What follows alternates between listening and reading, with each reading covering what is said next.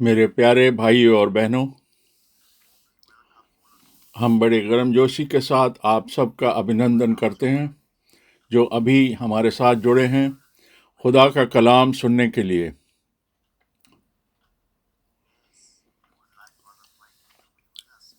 जी, हम बिल्कुल चाहते हैं कि भाई फ्रैंक हमारे साथ जुड़ जाते हैं, पर हम बड़े आभारी हैं और शुक्रगुजार हैं कि हम इस वीडियो मैसेज को सुन सकते हैं।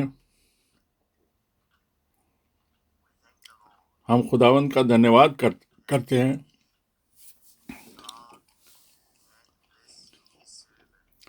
कि वो अपने सेवक को आशीर्वाद देगा और वरदान देगा और ब्लेस करेगा कि जिससे कि हम उसके कलाम को, उसके वचन को सुन सकते हैं।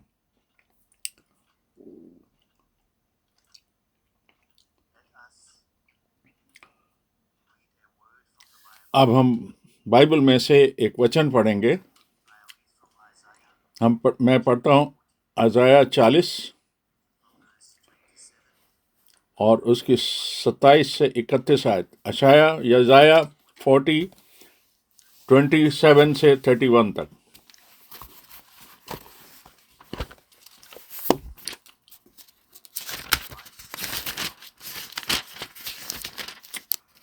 यशाया 40 27 से 31।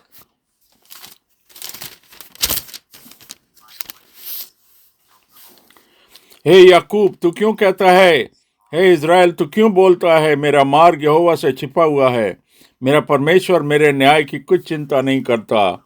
क्या तुम नहीं जानते? क्या तुमने नहीं सुना? यहोवा जो सनातन परमेश्वर और पृथ्वी पर सिरजनहार है, वो न थकता है न श्रमित होता है, उसकी बुद्धि अगम है। वो थके हुओं को बल देता है और शक्तिहीन को सामर्थ्य देता है। तरुण तो थकते हैं और श्रमित हो जाते हैं, जवान ठोकर खाकर गिरते हैं, पर जो यहोवा की बाट जोते हैं वे नया बल प्राप्त करेंगे, उकाबों के समान उड़ेंगे। वे दौड़ेंगे और श्रमित ना होंगे, चलेंगे पर थकित ना होंगे।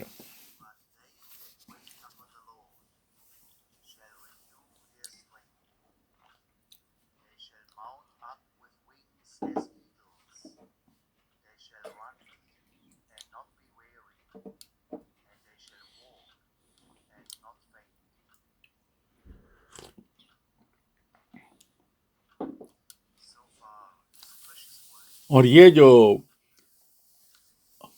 अनमोल वचन अभी हमारे सामने पढ़ा गया, खुदावंद परमेश्वर हमारा खुदा आज भी वफादार और ईमानदार है और हम पर फजल करता है, क्योंकि वो सर्वशक्तिमान है। वो खुदा है जो शुरुआत से था, आदि से था, और वो कभी ना बदलने वाला परमेश्वर है। और उसकी दया और करुणा हमेशा तक, उसकी वफादारी हमेशा बनी रहती है। अगर हम बदल भी जाते हैं, पर हमारा खुदा नहीं बदलता। और हमने पढ़ा, जो परमेश्वर पर भरोसा करते हैं, जो उसकी ऊपर भरोसा करते हैं, उसकी बाट जोते हैं, उनको सामर्थ्य मिलती है, उनको कुव्वत मिलती है और शक्ति मिलती है। और हम इस बात पर खड़े रहते हैं कि अपने इस वचन से आज भी हम सामर्थ्य पाते हैं, और जिससे कि जब हम इस जगह से दोबारा घर जाएं तो हम फिर आनंदित होकर जाएं और हम परमेश्वर के वचन से भर जाते हैं। और परमेश्वर हमारे भाई ब्रदर फ्रैंक को सामर्थ्य दे और उनको आशीष दे, और शरीर और आत्मा में हम प्रार्थना करते हैं। हमारे स्वर्गीय पिता, हम तुझ पर सारा धन्यवाद, सारा और प्रशंसा करते हैं तेरी सभी भलाई और अच्छाइयों के लिए। हम जानते हैं कि तू कभी ना बदलने वाला परमेश्वर है, और तू हमें अपने वचन की बातों में हमारी अगुवाई करता है, और हमारे अपने सामर्थी हाथ को हमारे ऊपर लगाए रख, जिनको तूने बुलाया है परमेश्वर। हम तेरा धन्यवाद करते हैं कि तेरी वो सच्चाई और भलाई के लिए हम तेरा धन्यवाद करते हैं कि हम एक अभी भी एकत्रित हो सकते हैं और प्रभु तू हमें आशीष दे अपनी महिमा से और अपने फजल से, और तू बड़ा अद्भुत और तेरे अच्छे और भले नाम में मांग लेते हैं, आमीन। मेरे भाइयों और बहनों, मैं ब्रदर फ्रैंक, मैं भी आप सबका अभिनंदन करता हूँ ज्यूरिक से, और आप सबको खुदा की, परमेश्वर की आशीषें सारी भाषाओं और सारे संसार के सभी देशों पर मिले, जिससे कि सभी जो कि इस वचन को, इस कलाम को भली प्रकार से समझ पाएं और अपनी तैयारी को उस महिमामय दिन के लिए अपनी तैयारी को कामिल कर सकें जो यीशु मसीह के लिए है, जो यीशु मसीह में है। भाई शेरा ने अभी एक बहुत ही प्रभावशाली वचन यशाया 40 से पढ़ा। हम जानते हैं कि यहाँ पर तीसरी आयत में क्या लिखा है कि एक पुकार सुनाई देती है जंगल में कि रास्ते को सुधारो, हमारे खुदा के लिए रास्ते को सुधारो और उसके राजमार्ग को चौरस करो। और प्रोफेट अज़ाया ने ये बड़ी ख़ास तरीके से इस बात को बताया कि खुदावंद की पैदाइश किस तरीके से होनी है और उसके बाद क्या क्या कैसे चलना है। और जो इस सारे पार्ट का हिस्सा था,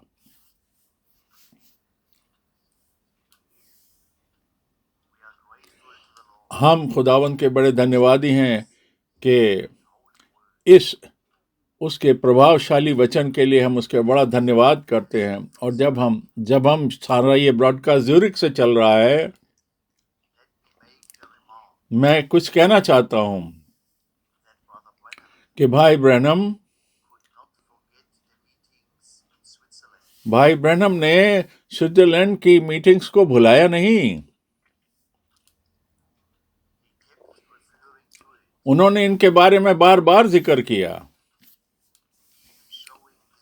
वो अपनी घड़ी को भी दिखाते थे और कहते थे कि ये एक स्विस घड़ी है जो $300 कीमत थी उसकी उस वक्त। उन्होंने और उनको खुदावंद का सेवक के नाते यहाँ उनका वेलकम किया गया था, और हजारों ने आशीष पाई थी इन मीटिंगों के द्वारा 1955 में।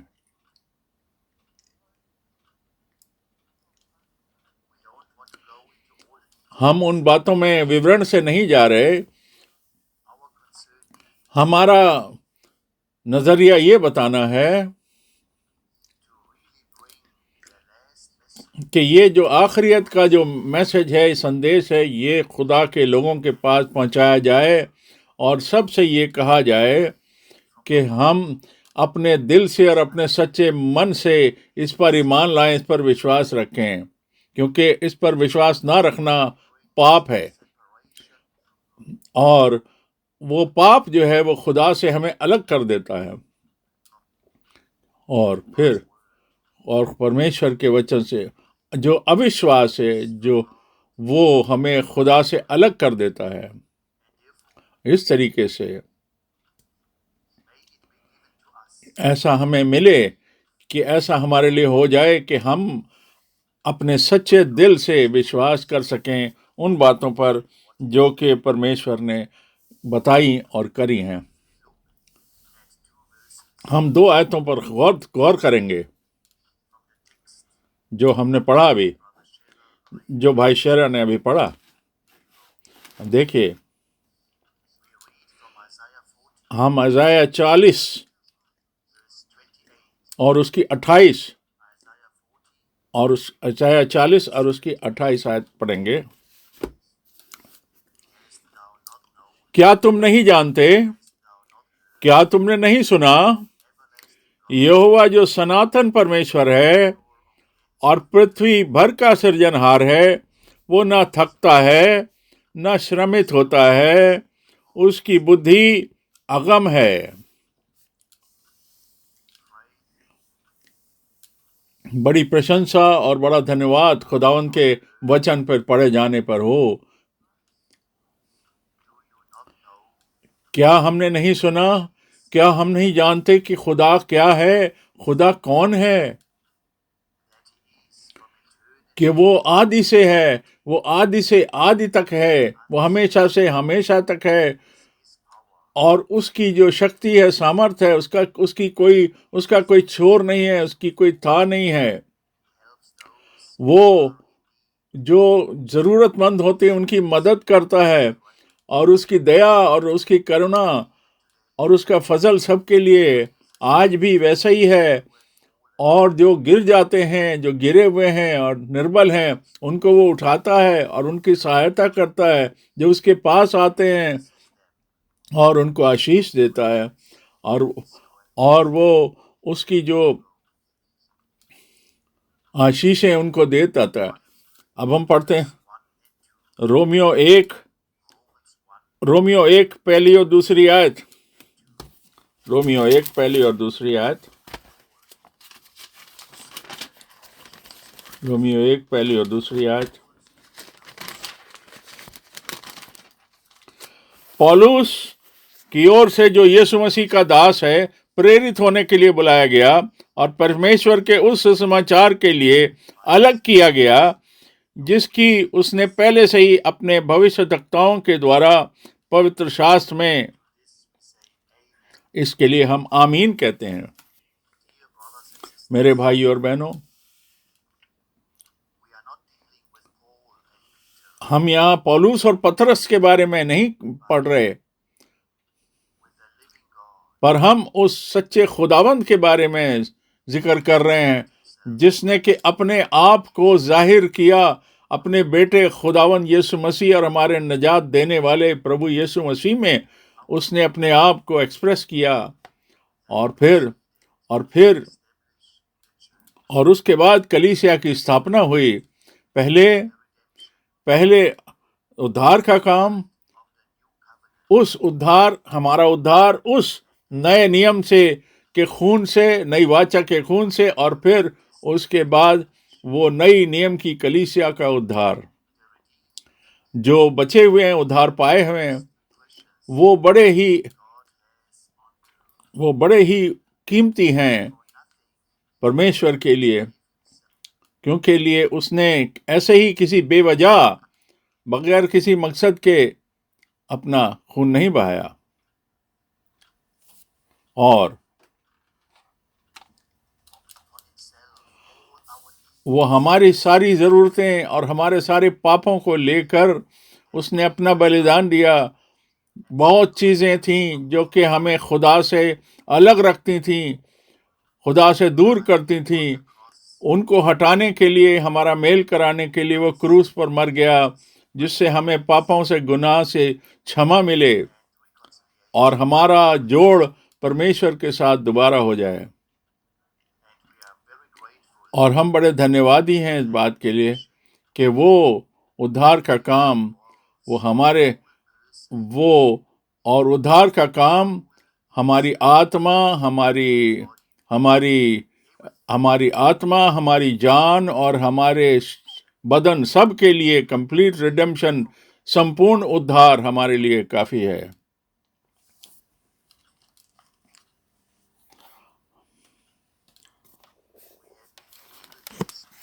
हमें इस चीज का अनुभव हो चुका कि हम अपनी जान में, अपनी आत्मा में, अपने सोल में इसका अनुभव कर सके हैं, और इसकी टोटल डिलीवरेंस, इसका पूरा छुटकारा जो हमारी आत्मा का है, वो सारी चीज़ों से हमारा, इस संसार की बातों से हमारा छुटकारा, जो चीज़ें हमें दबाव में रखती हैं, हमें सताती हैं, अपने प्रभाव में रखती हैं, हमें उन चीज़ों से हमारा छुटकारा और आज़ादी मिली है केवल प्रभु यीशु मसीह के खून के द्वारा। और हमारी जो बॉडी, हमारे जो शरीर हैं, हमारे शरीरों की हीलिंग जो कि खुदा ने हमें एडवांस में दी है, जिससे कि हम जब तीन बातें, हमारी आत्मा, हमारी जान और हमारा शरीर, ये सारी चीज़ें जो हैं हमारे उद्धार में इंक्लूडेड हैं, शामिल हैं,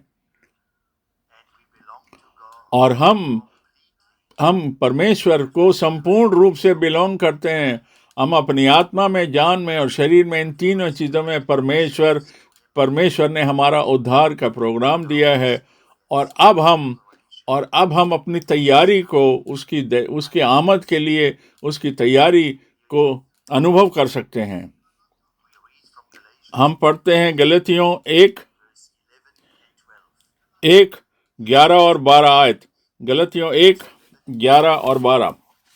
गलतियों 1:11 और 12।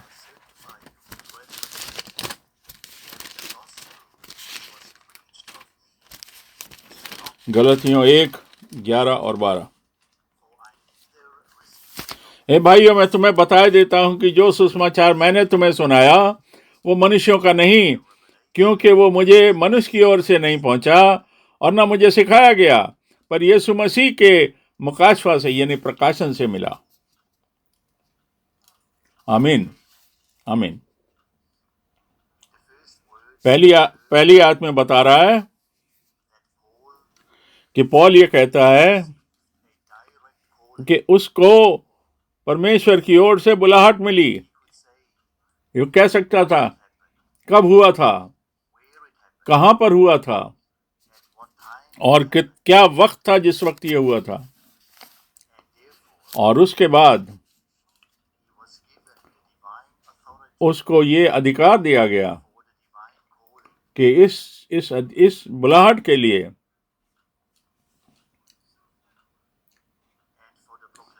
और इस बात के लिए बताया गया कि वो जो इस कलाम का प्रचार था, इस कलाम को फैलाने का काम था, जो उद्धार का सुसमाचार था, ये जो था, ये पौलुस की ओर से नहीं, पर और हमको भी जो मिला है ये बुलाहट, तो वो कह सकता था कि उसका जो प्रचार था वो किसी मनुष्य की ओर से नहीं था, इंसान की ओर से नहीं थी, बल्कि खुदा की ओर से था।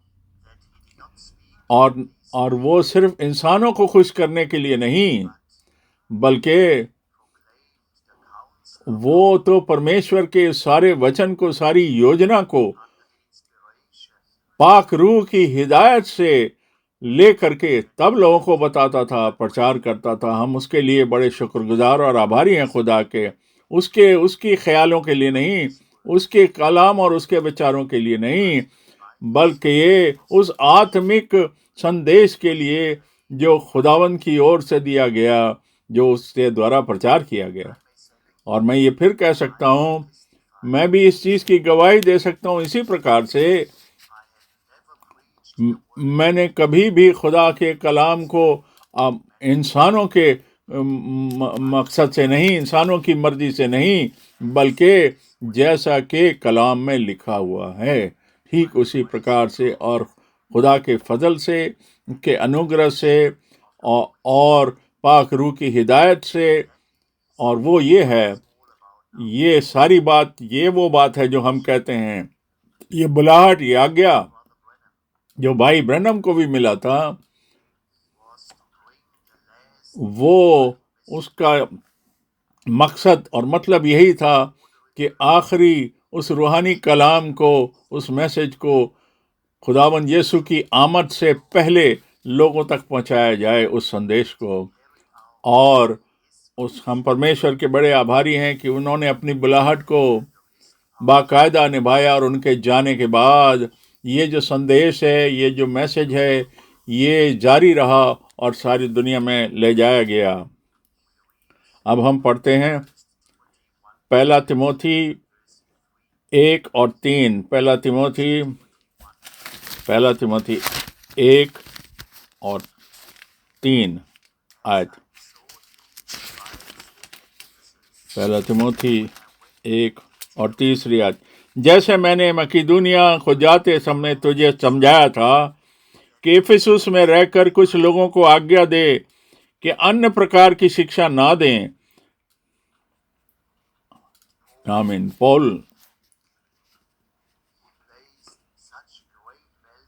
पौलुस ने जो ये इतने अच्छी बातें उस वचन में, इस प्रचार में रखी, जो कलाम की बातें थीं, और उसको तिमोथी को ये कहना जरूरी था कि मैंने तुझे वहां इसलिए छोड़ा है कि तू उन लोगों को जो कि गलत शिक्षाएं देते हैं कि तू उनको आज्ञा दे, क्योंकि तू उनको चेतावनी दे प्रभु यीशु मसीह के नाम में कि किसी अन्य शिक्षा को या गलत शिक्षा को या अनजान शिक्षा को ना दें, अनजान तालीमों को ना दें, पर सिर्फ और सिर्फ जो खुदा ने अपने कलाम में कहा है सिर्फ उसी के बारे में बयान करें, और जो बातें उसके कलाम में लिखी हैं केवल सिर्फ उन्हीं बातों का बयान करें, उन्हीं बातों को प्रीच करें। और ये आज भी लागू होता है, आज की सिचुएशन में भी लागू होता है। जो भाई लोग प्रचार करते हैं वो कुछ भी कह सकते हैं, पर जो सच्चाई में वाकई में बुलाहट में बुलाए गए हैं वो सिर्फ वही बात करेंगे जो खुदा ने कहा है अपने वचन में, और वही बातें प्रचार कराएंगे और बताएं जो कि शुरू से बताया गया, जो अपोस्टल्स के द्वारा, रसूलों के द्वारा बताया गया। अब हम मुकाशवा 2 बाब और 2 आयत को पढ़ते हैं। रेवलेशन 2 और chapter 2, Revelation chapter 2 and verse 2 को हम पढ़ते हैं। मैं तेरे कामों को और तेरे परिश्रम और तेरे धीरज को जानता हूं, और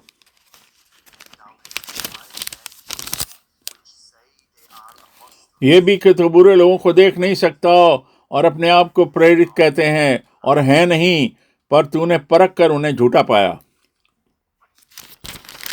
यहाँ देखिए, ये भी कितनी संजीदगी की और सीरियस की बात है कि वर्ड ऑफ गॉड यानी खुदा के कलाम के बेसिस पर उनको परखा गया और पाया गया कि वो झूठे थे, जो कह रहे थे कि हम रसूल हैं, जो कह रहे थे कि हम प्रेरित हैं, पर उनको पाया गया कि वो झूठे थे, क्योंकि उनको इस खुदा के इस कलाम से परखा गया, इस वचन से परखा गया जो कि रसूलों ने प्रीच करी थी। और उनकी प्रीचिंग में, उनके प्रचार में ये आज भी ये बात सच्चाई से लागू है।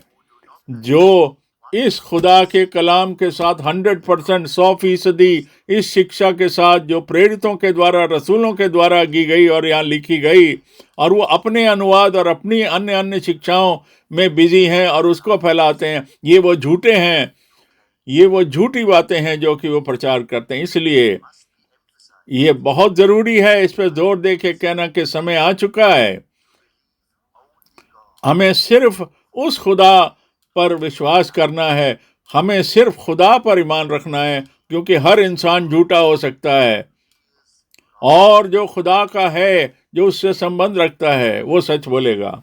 आगे पढ़ते हैं, और गलतियों 1 और उसकी 8वीं आयत हम पढ़ते हैं। गलतियों 8 और 1।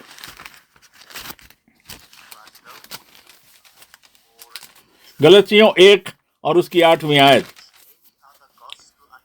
और यदि हम या स्वर्ग से कोई भी दूत उस सुसमाचार को छोड़ जो हमने तुम्हें सुनाया, कोई और सुसमाचार तुम्हें सुनाए, तो वो श्रापित हो। गलतियों 1:8। देखिए कितनी गंभीर बात है। अगर कोई फरिश्ता भी आ जाए, और फरिश्ता भी आ जाए और तुम्हारे को कोई और उद्धार की योजना या प्रोग्राम या शिक्षा बताए, वो श्रापित हो जाए, वो फरिश्ता भी श्रापित हो जाए, चाहे वो सफेद पोशाक में आ जाए और बड़ा पवित्र फेस लेकर, भोला फेस लेकर आ जाए, अगर वो इस बात को नहीं पढ़ता, इस बात को नहीं सिखाता, इस बात का प्रचार नहीं करता जो इस वचन में, इस कलाम में रसूलों के द्वारा लिखवा कर हमें बताया गया है, तो वो श्रापित हो। आप उसे भूल जाएं, उसकी कोई बुलाहट है ही नहीं। जो जिसके पास आत्मिक रूहानी बुलाहट होती है वो वही बात प्रीच करेगा, प्रचार करेगा जो कि इस कलाम में लिखी हुई है, जैसे कि रसूलों ने बताया। आगे पढ़ते हैं। दूसरा थिस्सलुनीकियों और दूसरा बाब उसकी 10 और 11। दूसरा थिस्सलुनीकियों 2:10 और 11। दूसरा थिस्सलुनीकियों 2:10 और 11।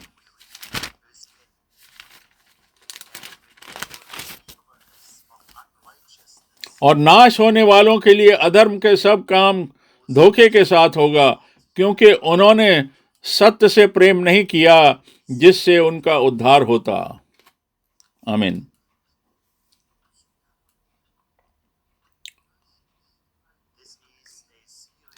ये बहुत ही गंभीर बात है, क्योंकि उन्होंने सच्चाई के उस पैगाम को जो प्रेम का था उससे प्रेम नहीं किया, क्योंकि उन्हें ये पता होना चाहिए था इसी से तो उनका उद्धार होना था। इसीलिए परमेश्वर उनके ऊपर भटका देने वाली आत्माएं भेज देगा कि फिर वो झूठ को, उन्होंने अपनी अपनी शिक्षा को प्रचार किया, अपनी नॉलेज, अपने ज्ञान को दिया, और इसीलिए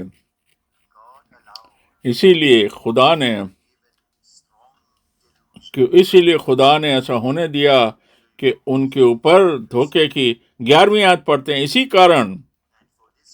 इसी कारण परमेश्वर ने उनमें एक भटका देने वाली सामर्थ को भेजेगा कि वे झूठ की प्रतीति करेंगे।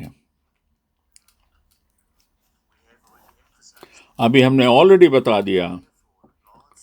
इसीलिए खुदा उनके ऊपर भटका देने वाली सामर्थ भेजेगा, क्योंकि उन्होंने सच्चाई से प्रेम नहीं किया, उन्होंने सच्चाई को नहीं माना। और क्योंकि खुदा कभी कॉम्प्रोमाइज नहीं करता, खुदा कभी क्योंकि खुदा कभी अंधकार और लाइट को वो एक साथ नहीं मिलाता। खुदा जो है वो सच्चा है, उसका वचन भी सच्चा है, और हम बड़े आभारी हैं कि हम इस ऐसे समय में रहते हैं जो कि बुलाहट का समय है। ये भाई ब्रैनम की मिनिस्ट्री जो थी, ये बुलाहट की, जो इंसानी चीज़ों से निकल आना था और सारी चीज़ों से बाहर निकलना था, और खुदा की तरफ, उसके वचन की तरफ, उस वापसी की तरफ, उस बहाली की तरफ वापस जाना। जैसा कि शुरुआत थी उसी प्रकार से उसका अंत भी हो। और इसीलिए उसने अपना फजल दिया, और हमने इस बात को जाना और स्वीकार किया कि ये वो समय है जिसके लिए सारी तैयारी बताई गई। और ये सिर्फ आखिरी कॉल, ये आखिरी मैसेज, ये आखिरी संदेश है, इससे पहले कि खुदावंद यीशु मसीह की वापसी हो। और हम इस चीज़ को जान लें और मान लें कि हम अपने अंदर उन सारे सुधारों को और सारे करेक्शंस को और सच्चाई के कलाम को, हमारे अंदर सच्चाई आ जाए, हम जैसा कि वो लिखा हुआ है उसी तरीके से माने, और हम उसके कलाम से पाक साफ किए जाएं, क्योंकि उसका कलाम ही सच्चा है। तो हमारे लिए सैंक्टिफाई होना, और हमारे लिए कोई भी जो गलती पर है वो सैंक्टिफाई नहीं हो रहा।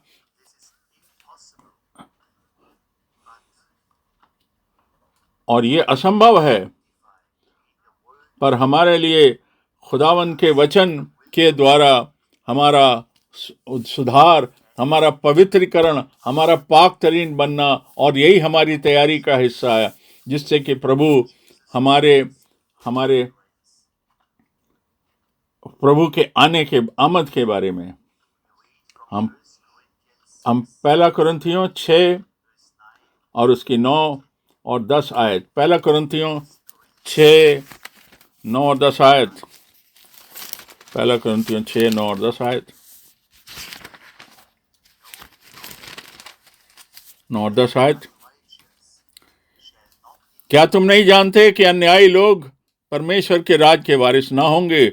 धोखा ना खाओ, धोखा ना खाओ।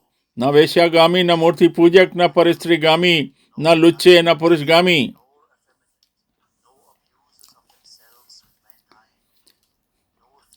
न चोर, न लोभी, न पियक्कड़, न गाली देने वाले, न अंधेर करने वाले परमेश्वर के राज के वारिस होंगे। आमीन।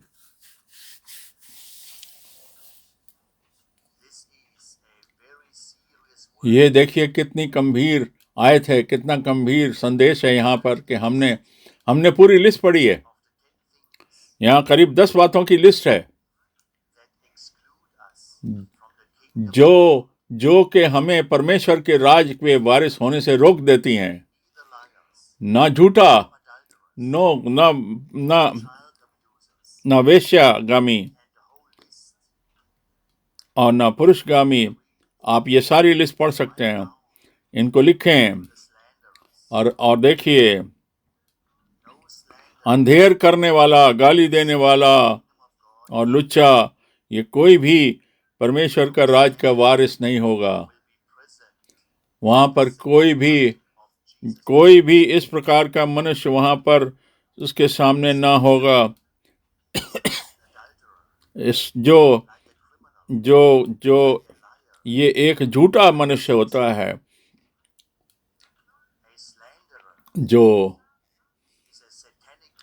जो स्लैंडरर है, ये एक इसके अंदर एक शैतानी जहन होता है। हमें इसके बारे को इसको नोट करना है। और हम ऐसे वक्त में रह रहे हैं जबकि ये सारी बातें इतनी इस तरीके से हो रही हैं, जहाँ पर के पुरुषगामी और परस्त्रीगामी, मूर्ति पूजक, ये सारे काम हमारे सामने इस प्रकार से हो रहे हैं जैसे पहले कभी नहीं हुए। और अगर हम इसके बारे में बताएं, क्या देखिए, मेरे लिए कितने ये दुख की बात होती है कि जब भाई ब्रैनम को ऐसी गलत चीजों में खींचा जाता है जो झूठ है, जो विश्वास करने योग्य नहीं है और जो झूठ है। और मैं बड़े शॉर्ट में ये बताना चाहता हूँ, कुछ समय पहले ईरान से एक आदमी हमारे ऑफिस में आया और हमें बता रहा था कि जो खुदा क्या कर रहा है। पर फिर उसने अपने सामान में हाथ डाला और एक किताब निकाली, एक बड़ी किताब थी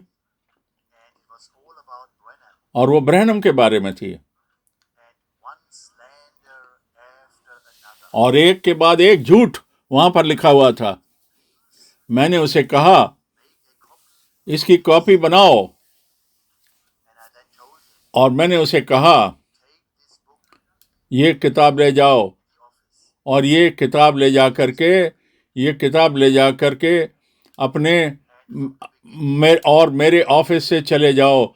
और शुरू से आखिर तक उस किताब में ये लिखा था। और वो कह रहा था कि भाई ब्रैनम जो था वो झूठ बोलता था, वो झूठा था और हर चीज एक सवाल थी, उसकी टीचिंग, उसके एक्सपीरियंस सब कुछ झूठे थे। ऐसा वो आदमी कह रहा था। और जो उसके सुपरनेचुरल एक्सपीरियंस थे उन सब के ऊपर शक और शुबा कर रहा था। एक किताब, वो किताब ही झूठी किताब थी जो वो मुझे दिखा रहा था। मैंने कहा कि मैं उनमें से एक हूं जो भाई ब्रैनम को 10 साल से जानता था, 10 साल तक जानता था। और मैं खुदा का बड़ा शुक्रगुजार हूँ इस बात के लिए कि मैं तो आँख का देखा और कान का सुना हुआ गवाह हूँ भाई ब्रैनम का, कि खुदा ने उस हमारे समय में उसने क्या किया, और जैसा कि परमेश्वर प्रभु यीशु मसीह, खुदावंद यीशु मसीह जब इस ज़मीन पे चलता था, तो जो जो उसने किया, जो जो उस एक्सपीरियंस हुए, वही सेविकाई, वही खिदमती और वही गिफ्ट्स और वही वरदान हमारे समय में भी ऑपरेट हुई। उसी प्रकार से हीलिंग और चंगाई, उसी प्रकार से उसको दोहराया गया हमारे समय में भी। और यूहन्ना 14 में उसकी 12 आयत में लिखा है, और वो हमारे ज़माना में पूरी हुई है, जो यूहन्ना 14:12, जो मुझ पर विश्वास रखता है वो इससे भी बड़े बड़े बड़े काम करेगा, और उनसे भी बड़े काम करेगा, और वही काम जो मैंने किए वो भी करेगा। और इसी प्रकार से, जिस प्रकार से हमारे खुदावन ने कहा, उसने कहा कि बेटा कुछ नहीं कर सकता जब तक कि वो ये नहीं देखता कि पिता यानी कि बाप क्या करवा रहा है। जो बाप करवा रहा है वही बेटा कर सकता है। और हमारा खुदावन यीशु मसीह, वो खुदावन यीशु मसीह, हमारा खुदावन जो था वो एक नबी भी था, वो सब कुछ था, उसमें सब कुछ समाया था। पर मोसेस ने देखा था, और मोसेस ने कहा था कि एक नबी खुदावन लेकर आएगा। आप पढ़ सकते हैं इसके बारे। और ड्यूट्रोनोमी में और उसके 8वें अध्याय में व्यवस्था विवरण में आप पढ़ सकते हैं। और वही मिनिस्ट्री, वही सेविकाई हमारे समय में दोहराई गई। और भाई ब्रैनम ने वहाँ पर विजन में ये देखा कि उसके सामने एक मनुष्य खड़ा था, और जिससे कि जैसा कि हमारे प्रभु के बारे में था, वो बता सकता था कि जो सामने खड़ा है उसका नाम क्या है, और वो कहाँ से आया है, और उसने क्या किया, और उसके साथ क्या बीमारी है, क्या प्रॉब्लम है। ये सामने खड़े हुए मनुष्य के बारे में बताया गया, ठीक उसी प्रकार से जैसे प्रभु यीशु बता देता था। और हमारे समय में भी यही सेविकाई, यही मिनिस्ट्री कारगर हुई। और प्रभु का बड़ा धन्यवाद हो, बड़े धन्यवादी हैं हम, उसके शुक्रगुजार हैं कि ये इस बात की गवाही ये हमारे सामने भी आ गई, हमारे समय में आ गई। जैसे कि हमारे प्रभु के सेविकाई में था, ठीक उसी प्रकार से जो अंधे पैदा हुए थे उनको आंखें मिली थीं। अब मैं उस मीटिंग में था जबकि अगस्त 1955 में भाई ब्रैनम की मीटिंग में जिनके मुर्दे जलाए गए, और वहाँ पर मेरे सामने ये सारी बातें हुई। ये वही बातें हैं जो हमारे खुदावंद की मिनिस्ट्री में हुई। वही मिनिस्ट्री भाई ब्रैनम को खुदावंद ने दी। ये आदमी नहीं, ये आदमी ब्रदर ब्रैनम नहीं, वो तो हमारे जैसा मनुष्य था। ये एलाइजा ने भी कहा था और दूसरा ने भी कहा था, वो हमारे जैसा मनुष्य था। पर ये तो परमेश्वर के बारे में है। ये परमेश्वर हमारे बीच में क्या कर रहा है। उसने सिर्फ नबी नहीं भेजा, जैसा कि उसने बताया था। उसने बताया कि मैं एलिया नबी को भेजूंगा उस महान और भयंकर दिन के आने के पहले। उसने इस बात की गवाही दी, इस बात का कंफर्मेशन दिया, इस बात को मुकर्रर किया। ये सिर्फ एक संदेश ही नहीं दे दिया गया, ये कि वापस खुदा के कलाम में जाना है। एक ही परमेश्वर, एक ही प्रभु, एक ही विश्वास और एक ही बपतिस्मा। इन सारी शिक्षाओं में, इन सारी बातों में हम खुदावंद के पास वापस आए हैं, और हम बहाली में आए हैं, और इस भाई ब्रैनम की मिनिस्ट्री के द्वारा। और अगर हम ये सोचें और बार बार इस बात को कहें, आप सब जानते हैं कि भाई ब्रैनम ने मुझसे क्या कहा था, क्योंकि मुझे इस आत्मिक खुराक को इकट्ठा करना, ये टेप्स के ऊपर रिकॉर्ड करी गई थी, और ये वो टेप्स हैं जो कि मेरे पास भेजे गए थे। हर चीज़ जो जो कि जो कही गई थी उन टेप्स पर, वो उनको डॉक्यूमेंट किया गया, वो मेरे पास हैं। और खुदा ने इस समय में क्या किया, ये हमारे पास, जो खुदावन ने इन सरमन्स में बताया, ये हमारे पास मौजूद हैं। और फिर हम हम इस किताब को इस झूठी किताब को हम विश्वास नहीं करते। ये झूठी बातें जो लिखी गई हैं, और जिनको कुछ पता ही नहीं था कि ब्रदर ब्रनम कौन था, ना उसको नई जिंदगी का अनुभव हुआ, ना वो परमेश्वर को जो जानता है, वही ऐसी झूठी बातें इस प्रकार की किताबों में लिखता है। और ये बड़ा ख़ास वक्त है कि हमको बड़ी गंभीरता से इस बात को लेना है और समझना है, और खुदावंद का बड़ा शुक्र करना है कि उसने अपने नबी को भेजा और अपने सेवक को और अपने खादिम को भेजा।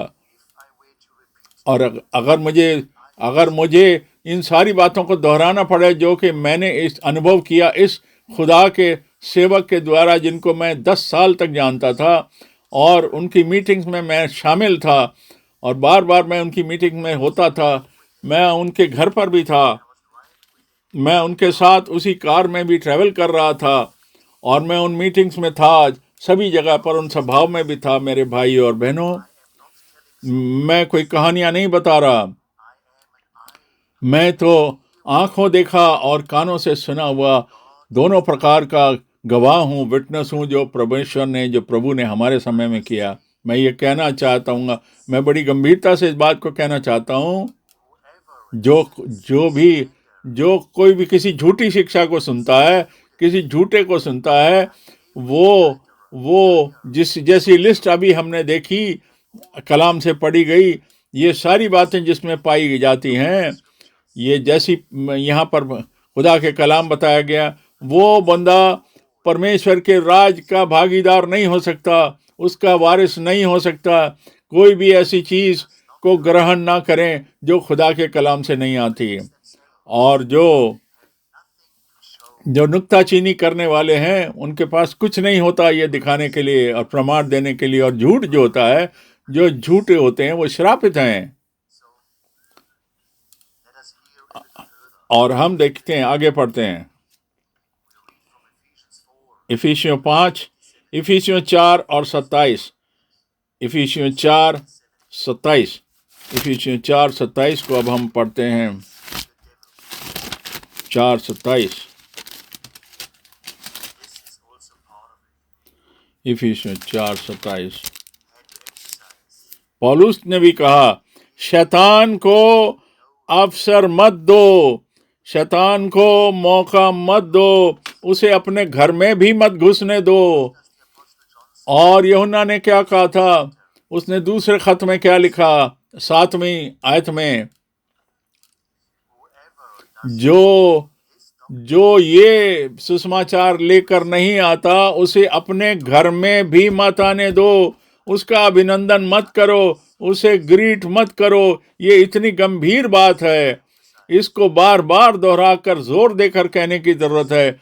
और इस मीटिंग में यहाँ ज़ूरिक से मैं ये कहना चाहता हूँ कि जो लोग जो पाप में रहते हैं, और ये जो झूठ बोलने वालों की बातें मानते हैं, जो इस प्रकार के झूठे लोग ये बातें करते हैं, और वो भी खुद वैसे ही झूठे हो जाते हैं जैसा कि दूसरा इंसान झूठा। और खुदावंद ऐसा रहम करे जिससे कि जो बुलाहट है वो तो कायम है, जैसा यूहन्ना बपतिस्मा देने वाले को भेजा गया था कि वो खुदावंद यीशु मसीह की पहली आमद की तैयारी करे। इसी प्रकार से तुम भाई ब्रनम, तुम्हारे को भेजा गया एक संदेश के साथ, एक मैसेज के साथ, कि वो मैसेज और वो संदेश खुदावंद यीशु की दूसरी आमद की तैयारी कराएगा। और मेरे भाई और बहनों, और अगर ये एक्सपीरियंस, ये अनुभव जो कि जो जून 11 का, अगर ये सवाल पूछा जाए, तो मैं भाई फ्रैंक होने के नाते मैं खड़ा होकर इस चीज़ की गवाही दूंगा और कहूँगा कि मैंने जेफरसनविल में मीटिंग्स में अप्रैल 1966 में 10 या 11 और 12 लोग जो ओहायो नदी पर खड़े थे 1933 में जो थे उस वक्त, और उन्होंने उस चीज़ की गवाही दी कि वो कितनी ज़बरदस्त आवाज़ वहाँ से आई, और भाई ब्रैनम ने तब भाई ब्रैनम को ये बुलाहट और आज्ञा मिली थी। वो इस चीज़ के गवाह थे, और बहुत लोगों ने अपने घुटने पर गिर कर के इस चीज़ की गवाही दी कि जब वो अलौकिक लाइट रोशनी जो आसमान से आई, और जब वो भाई ब्रैनम ने देखी, और उस समय वहाँ अवतरी, मैंने उन लोगों को अपने आंखों से देखा जो इस चीज़ के गवाह थे कि 1933 में क्या हुआ। और मैं आपको ये बताना चाहता हूँ, और तब मैं ओहायो रिवर पर भी गया, भाई रूस के साथ और गवाहों के साथ गया था, और मैंने वहाँ पर मैंने अपने पैरों पर खड़े होकर के उस जगह को देखा, उस स्थान को देखा जहाँ पर यह घटना हुई थी। खुदा ने ऐसा होने दिया था, उसने ऐसी अगुवाई करी थी कि शुरुआत से ही मैं इन चीज़ों को समझ सका कि खुदावंद इस वक्त क्या क्या कर रहा है, और आज भी निरंतर लगातार कर रहा है। अब हम आगे बढ़ते हैं, और हम मुकाशफा 3, रेवलेशन 3 और 6 आयत, revelation 3 and verse 6, revelation 3 and verse 6, revelation 3 and verse 6, 6 आयत।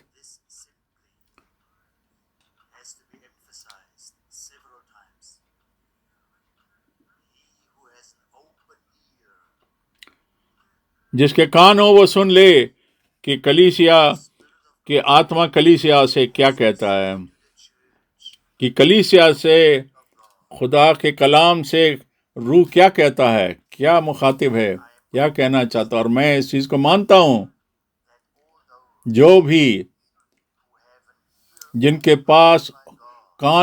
कान खुले हुए हैं इस समय सुनने के लिए, वो केवल वही लोग इस बात को सुनेंगे कि रूह जो है, आत्मा, वो कलीसिया से क्या कहना चाहता है। और भाई ब्रैनम जो था वो 7वीं कलीसिया का दूत था, जिसको खुदा ने इस्तेमाल किया कि उन्होंने उन सारी चीज़ों को उस वेदी पर, उस लैम्प स्टैंड पर रखा। वहाँ पर 7 कलीसियाई ज़माना थे और 7 दूत थे। उस नए नियम की कलीसिया का जो समय था उसमें, पर जो आखिरी दूत था वो कह रहा है कि वो कहता है कि जो आत्मा कलीसिया से क्या कहता है, जिसके कान हो वो सुन ले। और उसके बाद वो कहता है, जो विजय पाएगा, जो जय पाएगा, जो जय पाएगा। कौन जय पाएगा? जो सुनेगा उस बात को कि आत्मा कलीसिया से क्या कहता है, वही जय पाएगा। वो मेरे सामने, और वो मेरे साथ मेरे सिंहासन पर बैठेगा, जिस प्रकार से मैंने गालिब आकर के, विजय पार करके पिता के सिंहासन पर मैं बैठा।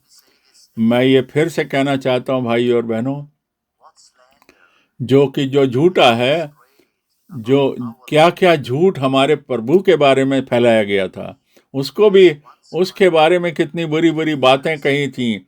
और फिर हाई प्रीस्ट ने, फरीसियों ने और प्रीस्ट ने क्या क्या बातें कही थी उसको बदनाम करने के लिए। क्या उन्होंने इस चीज़ का अंगीकार किया कि यूहन्ना बपतिस्मा देने वाला जो था वो यशाया 40 का पूरक था और मलकाई 3 के अनुसार था और उसकी पहली आयत के अनुसार था। ये सब टोरा तो पढ़ते रहते थे, ये सब बड़े पाक तरीन तो थे, पर ये अपना सबत भी रखते थे, पर वो इतने अंधे थे कि वो अंधा अंधे को सिखा रहा था और एक दूसरे और क्रिटिसाइजिंग कर रहे थे, नुक्ताचीनी कर रहे थे उन बातों पर जो कि हमारा प्रभु यीशु मसीह कर रहा था, क्योंकि वो अंधकार में थे और वो ये कह रहे थे कि उसने कुछ भी सही नहीं किया। उन्होंने इस तरीके से उसकी नुक्ताचीनी करी, उसको क्रिटिसाइज किया, और वो पहले झूठे करार दिए गए। और हमारे समय में आज भी झूठे पाए जाते हैं। अब हम आखिरी आयत पढ़ रहे हैं, पहला थिस्सलुनीय 5 और 23। पहला थिस्सलुनीय 5 और 23। पहला थिस्सलुनीय 5:23। और शांति का परमेश्वर आप ही तुम्हें पूरी रीति से पवित्र करे और तुम्हारी आत्मा और प्राण और देह हमारे प्रभु यीशु मसीह के आने के दिन तक के लिए सुरक्षित रखे। प्रभु यीशु मसीह के आने तक सुरक्षित रखे। आमीन। हालेलुया। ये मैं इस पर विश्वास करता हूँ, मैं अपने सारे मन से इस पर ईमान रखता हूँ कि जो चुने हुए हैं, जो खुदावन को सच्चे दिल से उस पर ईमान रखते हैं, और यही हम कर सकते हैं, और जो इस पर विश्वास रखता है वो खुदा की महिमा को देखेगा, और विश्वास के द्वारा हम जय पाते हैं, गालिब आते हैं, और विश्वास के ही द्वारा हम सच्चाई को जानते हैं, और ये सारे झूठ के ऊपर जय है, विजय है, गालिबाना है, क्योंकि झूठ परमेश्वर की ओर से नहीं है। और मैं फिर बार बार कहता हूं कि खुदा ने हमारे भाई ब्रैनम को हमें दिया, उसको ये बुलाहट दी और उसको भेजा और उसको ये आज्ञा दी और ये जिम्मेदारी दी, और हम प्रभु का बड़ा धन्यवाद करते हैं, इस बात के लिए बड़े शुक्रगुजार हैं। और अगर मैं बड़े नरम दिल से इस बात को कहूं, और वही भाई ब्रैनम, उन्होंने मुझे कई बारी उन्होंने वो बातें दोहराई जो खुदा ने मुझे मेरी जिंदगी के लिए कही, वो इस भाई ब्रैनम ने दोहराई, और इस चीज की गवाही बन गई कि जो खुदावन ने मुझे 1962 में कहा था। और मेरे भाइयों और बहनों, मैं भी ये कह सकता हूं, क्योंकि उस आत्मिक बुलाहट के द्वारा, उस आज्ञा के द्वारा जो मैं बुलाया गया, मेरे सामने ये काम था, कर्तव्य था और बड़ी जिम्मेदारी थी कि खुदावन के सामने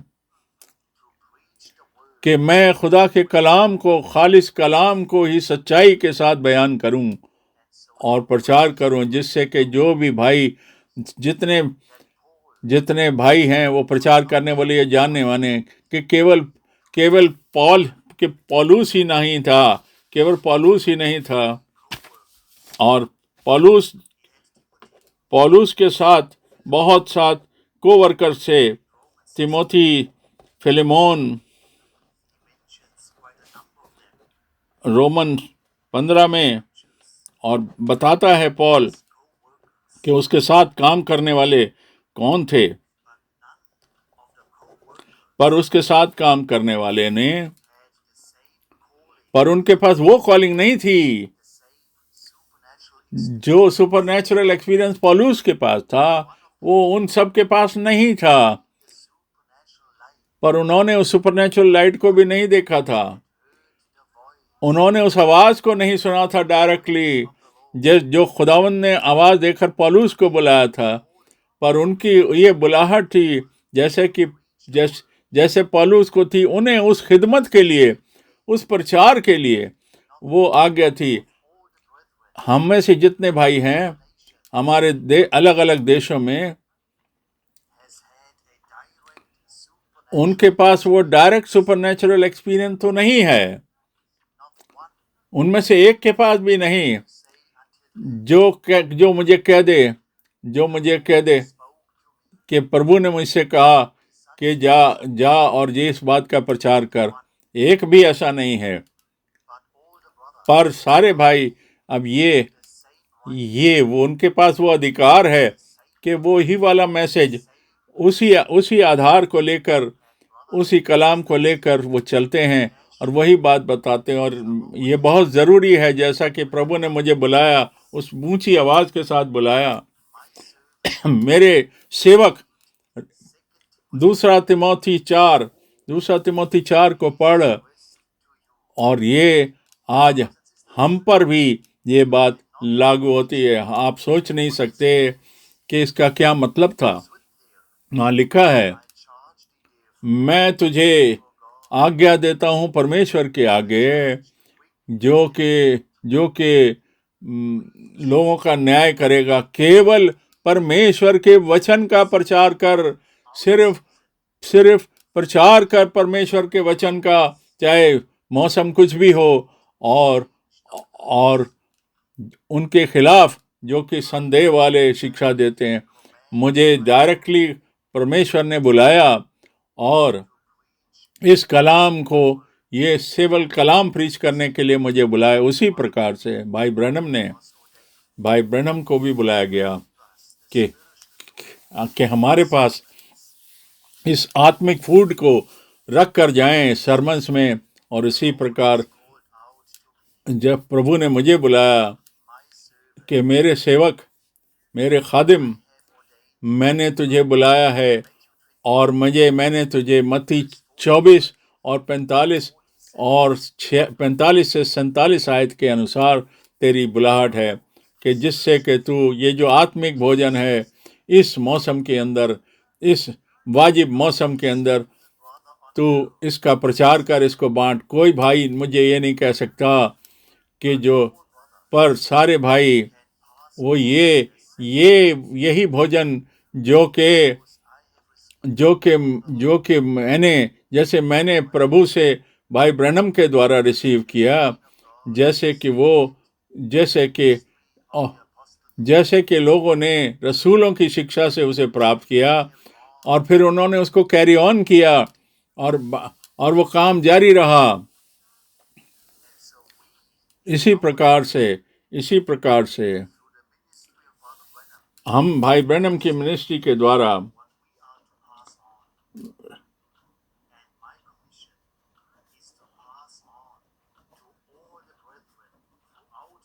और मेरी भी ड्यूटी है कि मैं उन सारे भाइयों को ये आत्मिक भोजन आगे बांटता चलूँ।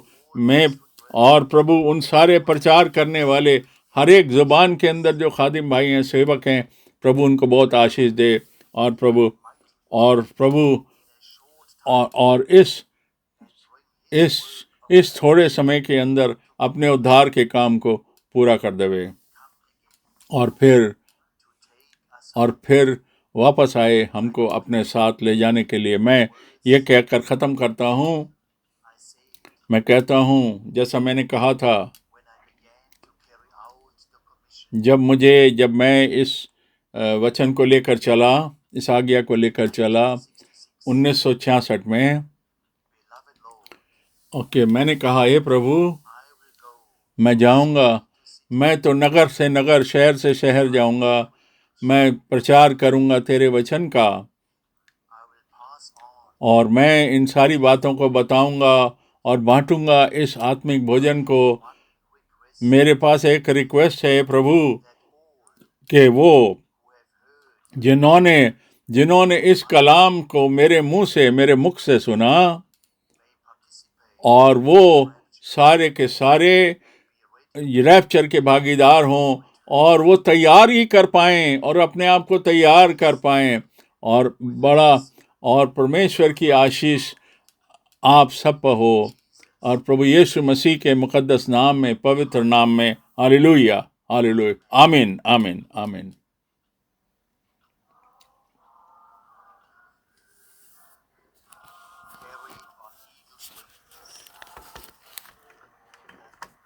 Sea of time, born on eagle's wings into eternity. mountains and valleys, ever higher to the heavenly heights. The wings are strong that carry me, the wings on which I stand.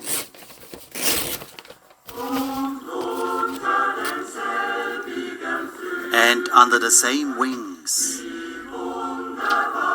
how wonderfully I rest. There is my refuge, my firm and secure house.